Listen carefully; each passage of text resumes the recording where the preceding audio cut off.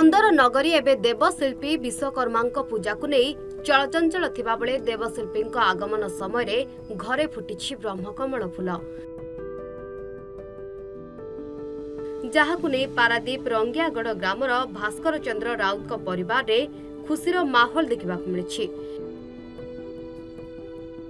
एही फूल को देखा लोकों भीड़ लगी।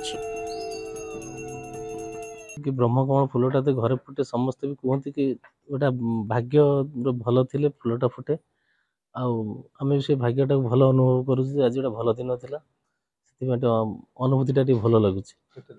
3 वर्ष गछटे लगे पूजा अर्चना भी चली सब मन भितर थाए आबलित थाए केबे फुटिबो फूलटी से अपेक्षार थी अपेक्षार लाभटा आज पाई। आशा थिला तो सबुदिन तो आशा भितर ही थिलु जार जनकर फुटिले शुणिले कि आम गोटे लगे आमर केबे फुटिबो जा से आशाटा आज आमर परिणत होई बहुत भल लगिला आ खुशी भी अच्छु।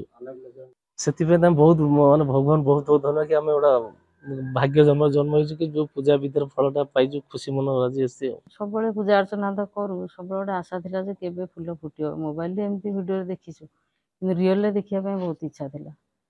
आज 3 दिन है मो शाशुघर मुझे जाइली कढ़टा देखी तार मन सीटी सब थाए जे काले फुटीगला मुझे देखिपारे कि आज जगन्नाथ मंदिर सकाଳେ जाइली मुझे गला खाली फूलटा फुटी थी मुझे देखी या भाविकी आसला बेलू घर को तापर बैग थी देखला बेलू फूलटा कढ़टा टे बड़ हो जाए भल लगे। आम विश्वकर्मा देखापी गलु पारादीप आसिक देखला बेलू फूलटा फुटी जाइए बहुत खुशी लगे।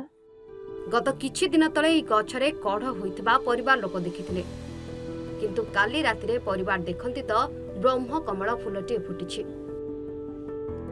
परिवार पक्षरु गछ मूलरे पूजा अर्चना भी करा जाउछि। पारादीप सुमंत साईं रिपोर्ट सूचना टीवी।